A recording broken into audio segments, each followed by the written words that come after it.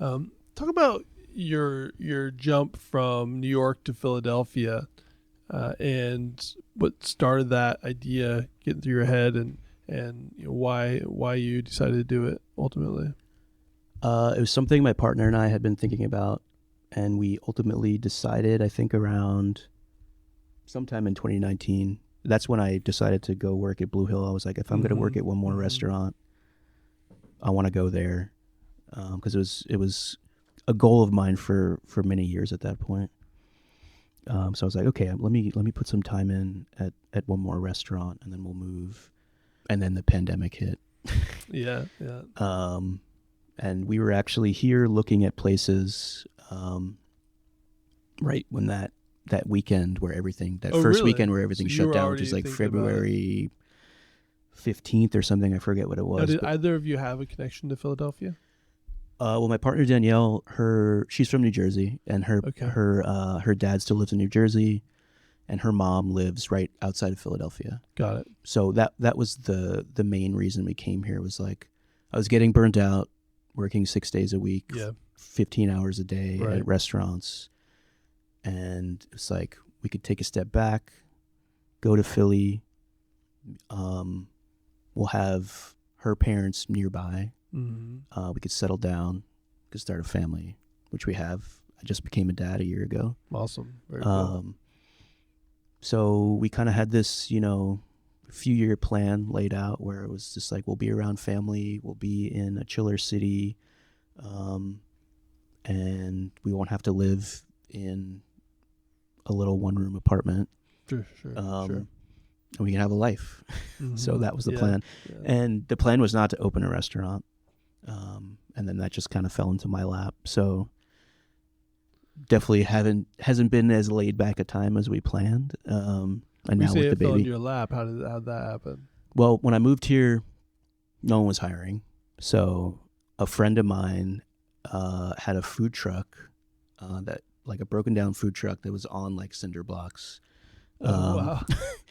And was like, if you get an extension cord and plug it in, it will work. And you can cook food out of there. And I was amazing. like, fuck it, let's do it. I was like, really? Is this what I want to do? And I was like, I almost like didn't do it, but I'm really glad that I did, because people were always looking for things to do during that time. Everyone was like, nothing was open. Everyone was stuck inside. So I started cooking food, and I did it in the same way that I was doing it in New York, where I would go to the market. I would go to Head House Market. I would buy a bunch of stuff, and I would make it, and I would serve it out of this little tin can in little paper boats. This was in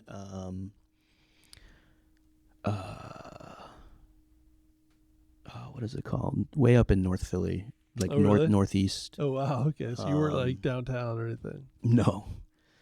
And I made a little Instagram, and people started coming, and people started following.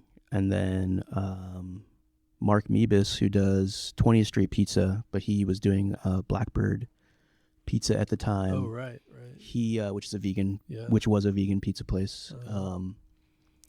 A lot of people were upset when that place closed. Yeah. He was like, well, my lease is running out at this place. But so I'm really. Are you in the old Blackbird space? We are in the old Blackbird space. I didn't know that. Yeah. Oh, okay. He was like, the lease is running out. There's like a year and change on it. I don't want to run the place anymore. Mm-hmm. I want to focus on my new spot. Okay. He was like, if you run it for me until the lease runs out, because I don't want to break the lease, then you can have the place. Oh, so nice. we talked to the landlord. The landlord was down with it. Okay. And then when the lease ran out, we closed, and I kept all the equipment. And we were able to open up. So it was like, when I say it fell into my lap, it's like someone was basically offering me the keys to a restaurant. And I was like, this is never going to happen again. I have to go for this. Yeah. So I did. And around the same time, met some investors who were just like, let's do it. Really? So yeah, Nice. It was really, really fortuitous, like string of events that led to this. It just made you must have just given you the confidence, like it's meant to happen. Yeah. And then while I was running Blackbird, how did you court your investors? Like, I didn't have to. What was the process? I just cooked, and they ate the food, and they came to me, which is wild. So while you were at Blackbird?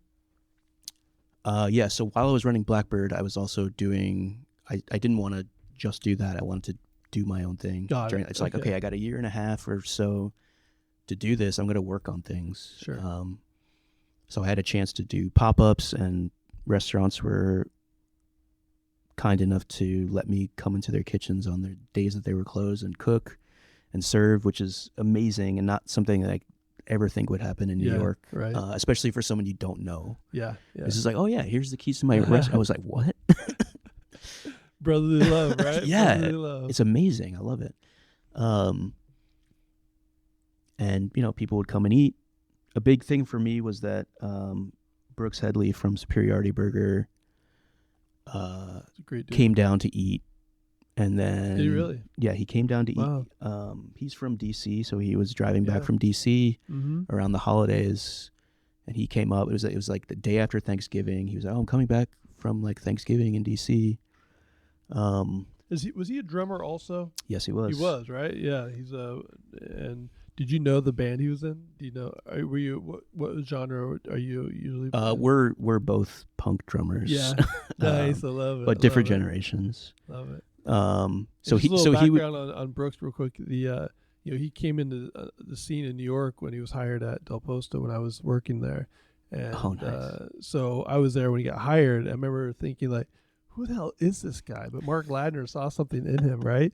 And he's his own unique style and everything, and his claim to fame was he created this beautiful chocolate and eggplant dish, and that really just like blew Mark's mind and blew all of our minds, and he's just kind of like a late bloomer in the industry, and then you got the idea of Superiority Burger and and a vegan spot, and it's just been, I mean, he's an absolute star. Yeah, he is. Yeah.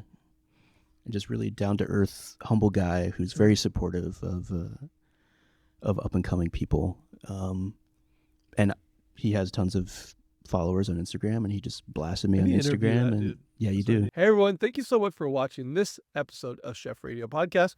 If you like what you hear, check us out on Spotify or Apple Podcasts or wherever you get your podcasts. You'll hear full-length episodes of me interviewing chefs from all over the country and the world. And don't forget to like, subscribe, and all that stuff. Share it with your fellow chefs and food enthusiasts. So until next time, I'm Eli Kulp. Thank you for watching. And remember to keep pushing yourself to be better and be kind to each other.